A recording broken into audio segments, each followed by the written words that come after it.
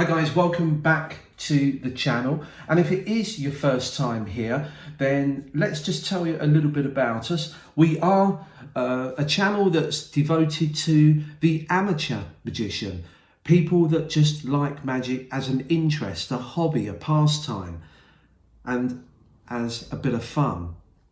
There's no professionals here, no skilled sleight of hand card manipulators, but we do share some ideas on magic. If you do like the video you see, or some of our previous ones, we really do appreciate a like and a subscribe. That way it helps us as a small channel. Anyway, on with the trick. I know what you're all thinking. Well, I know what you want me to say is the name of the trick in full. And as you've seen from the title, this is called That Flipping Card. I know what you was thinking, but it's not that. Anyway, we keep it clean here. The trick itself involves 2 decks of cards. Let me go through the routine with you. So we'll do a mock performance. You use 2 decks of cards, and what we're going to do is to get someone to choose a card randomly from a number randomly. Now, the problem is when we talk about randomness, it's not really always random. You see, when you ask a spectator for a random card, they often go for the high value cards, such as the queens, the kings, the aces. We want it to be totally random. Also, when you ask people for a random number between, say, 1 and 52, it's not really always random, because sometimes subconsciously they give you a number that they already knew, maybe their house number or even their age. So we do want a random number and a random card, and we're going to do that in a unique way in just a moment. So let's go with the trick. And what I'd like you to do, sir, is we're going to use the blue cards. The red deck contains a predicted card. Okay, so I'm going to leave that in full view throughout the routine. Now, the blue cards, I will admit, these cards are not brand new. They have been played with, so they're not in any particular order, but that doesn't matter because you're going to choose a random number. Now, if we remove the cards, the blue ones to begin with, we need a random number for these cards here. So we do need a random number. This gives me an ideal opportunity to share with you a great little website, which just happens to be totallymagic.co.uk. If you visit that website on your phone or tablet device, now on the website, you can tap this little part of the screen in the top right, and it takes you to this screen here. Now this means you can have access to random numbers, random ESP cards, random symbols, aces, even any playing card you like. You can also set the range as well. So if I choose a random number, you can see it comes up with this screen, and I can just tap and it will give me randomized numbers. You could also specify what number range it uses. Just set a link to it, and then in future you can just tap a shortcut on your phone and you'll go straight to it. totallymagic.co.uk. Check it out. Anyway, with that said, I'm just going to press this a few times just to get me a random number. So we've arrived at number 14. Now that is an absolute free choice. You ask a spectator for a random number, and it really can be any random number they like. So we're going to go for 14. Now, as I deal the cards down, 1, 2, 3, 4, 5, 6, 7, 8, 9, 10, 11, 12, 13, 14. Now, of course, that may have been a number subconsciously known to you. So what we're going to do is arrive at a card in an indirect way. Now, you chose 14. You could have had 27, 31. We're going to add the 2 digits together. So you chose 14, which is a 1 and a 4, which is 5. So you're going to have the 5th card. 1, 2, 3, 4, 5. This is an absolute free choice. Now, the other cards you can examine, and in fact, I'll leave the pack with you so that after the trick, you can check that they are just a regular deck of 52 cards. The card you've chosen, okay, not a particularly high card, but it's a random card all the same. You've gone for the 2 of spades. Now let's take the cards that have been in full view from the beginning. I said this contains my predicted card. I want you to handle these because if I was to shuffle these and cut them, you may think I'm manipulating them because I now know that your card is the 2 of spades and that you chose number 14. So I want this to be totally fair and honest. The cards are just regular cards, 52 cards. I want you to cut the cards and complete the cut, and wherever you cut is where you're going to begin dealing. Okay, so just cut the cards, complete the cut, and I want you now to deal face up and count out aloud as you search for the duplicate. Okay, so 1, 2, 3, 4, 5, 6, 7, 8, 9, 10, 11, 12, 13, 14, 15, 16, 17, 18, 19, 20, 21, 22, 23, 23. There it is there, the 2 of spades. But you could have found it further down anywhere in the pack. And just like the blue cards, you can examine these. They are just a regular deck of cards. The 2 of spades, what position was it? 23. 23. How could I have known that? Now, I did say that this box over here contains my prediction card. And I wasn't lying, you see, because if we turn it around, you will see that clearly written on there, and I'll even remove the card so you can get a close-up look of this. The card will be at 23, and that is the flipping card trick. So here is the tutorial for this great effect. I think if you play it right, I think this can be a real humdinger of a trick to the layperson. It probably won't fool a magician, but it will fool your family and friends. So here is the tutorial. By the way, this is a variation of a trick that appeared in our book called Totally Magic, available from Amazon, search it out. And this has been adapted and was suggested by one of our subscribers who shared his idea with us. Now, this is how the trick works. So let's deal with the setup of the packs of cards. We'll come back to the blue deck. Let's deal with the red pack because this is pretty straightforward. You first of all take a card, a blank card. I use just a blank card, but sometimes I do use a business card. That way, it's a great way of promoting yourself.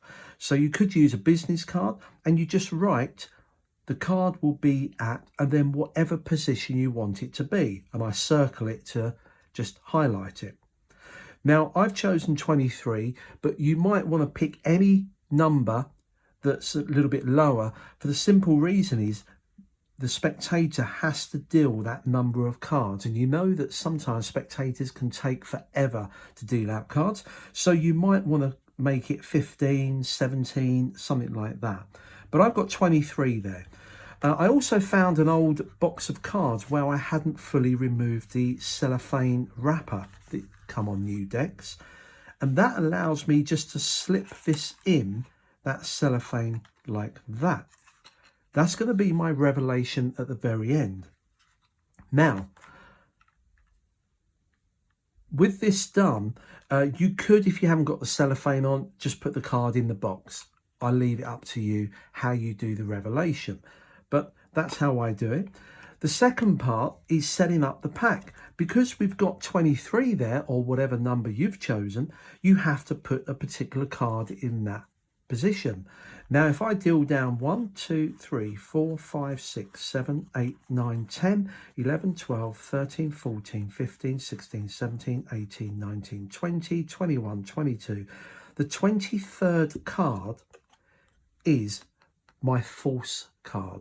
Believe it or not, this has been forced onto the spectator via the blue deck, and we'll come to that in a moment. But your false card, in my case, in the performance, I used the 2 of spades. But again, this could be a different card every time. That goes in position 23. This deck is all done. You can put that in the box and you're done and dusted. However, if you want to do what I did, when I removed the cards, you probably noticed that I got the spectator to cut the cards and deal from where they cut. Now, you don't have to do this if you're not confident with this, but what I do is the top card, okay, I do what's called a breather card. For those of you new to Magic that don't know this, if you crease the card like this, what I'm doing, I've got these 2 fingers here and my thumb, so it kind of creates a trough in the card, okay, like that. So you just pull it from the center to the corner.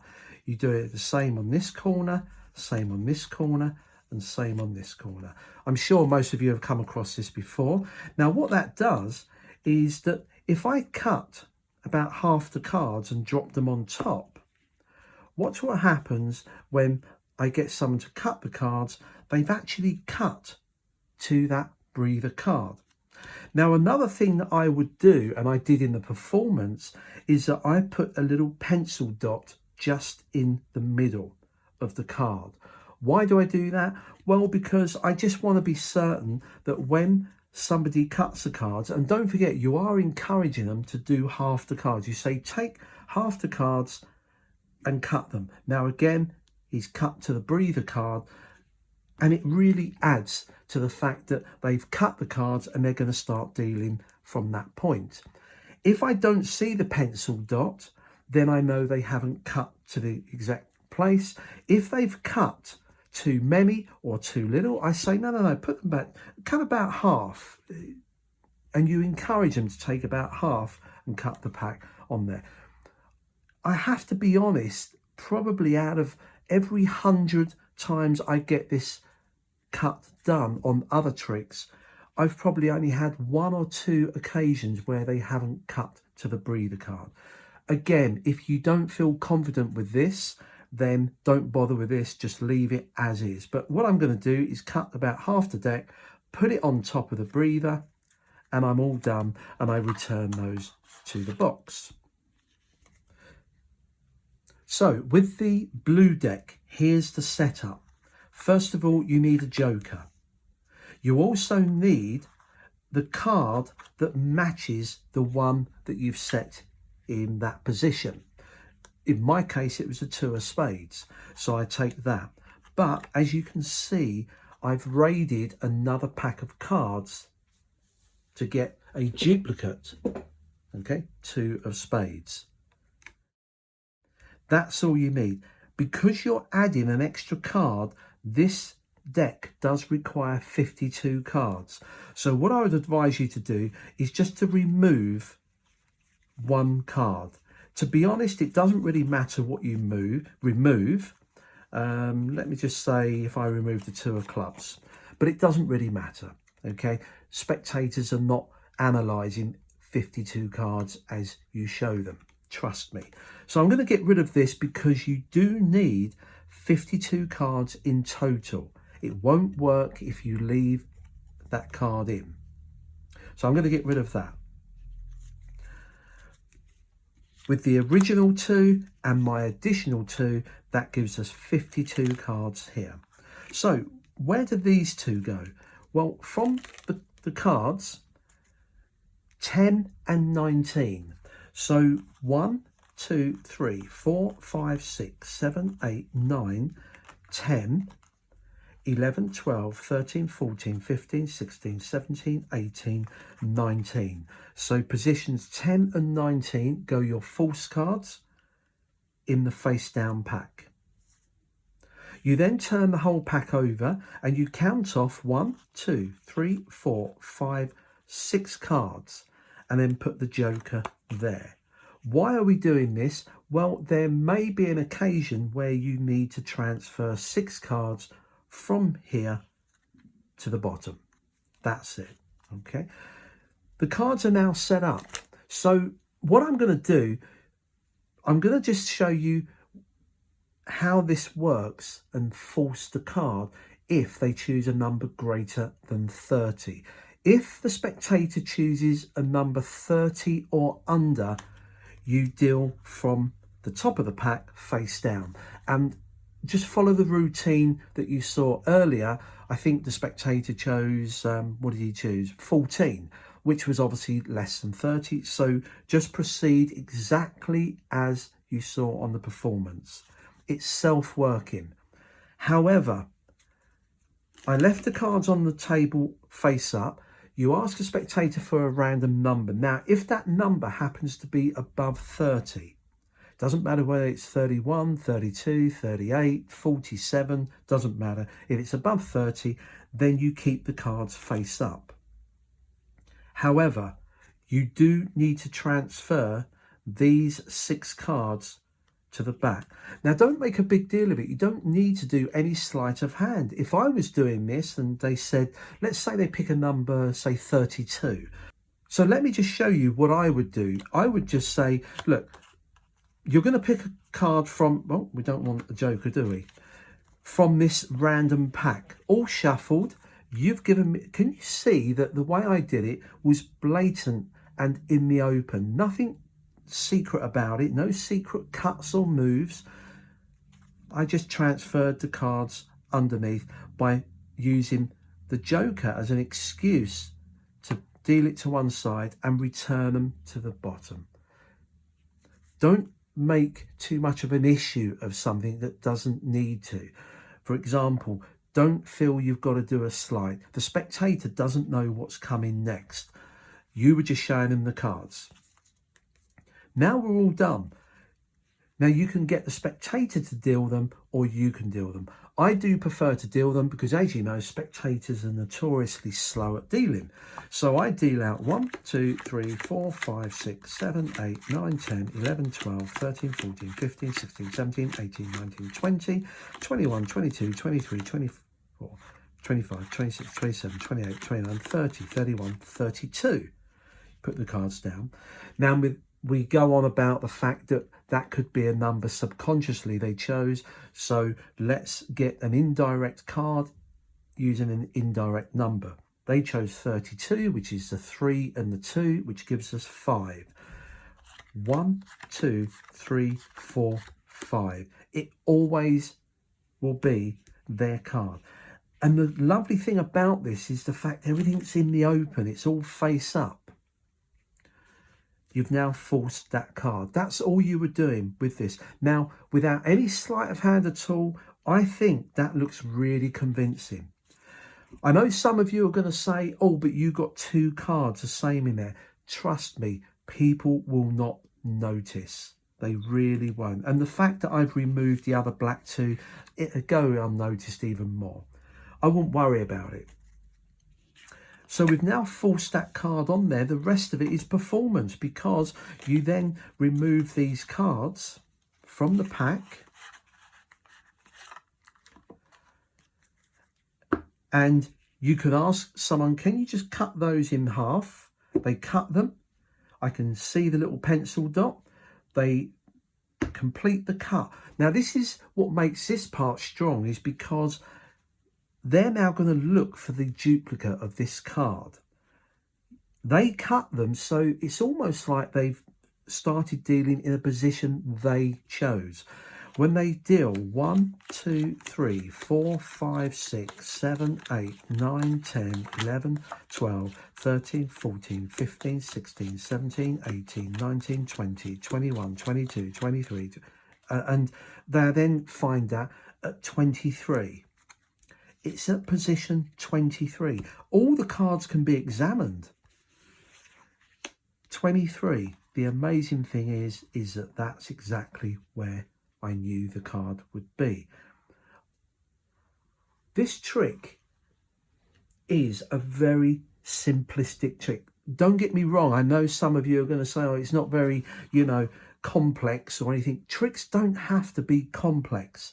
This is as simple as it comes. You force a card that you've put in a position somewhere and the revelation is great. When people go away, they will remember this and they will say he knew exactly where it was. So have a play around with this.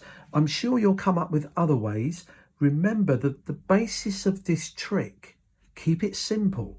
You just got to force the card that you've put in a known position. That's what it boils down to. But to the lay person, don't get me wrong, a magician will think this is pretty weak.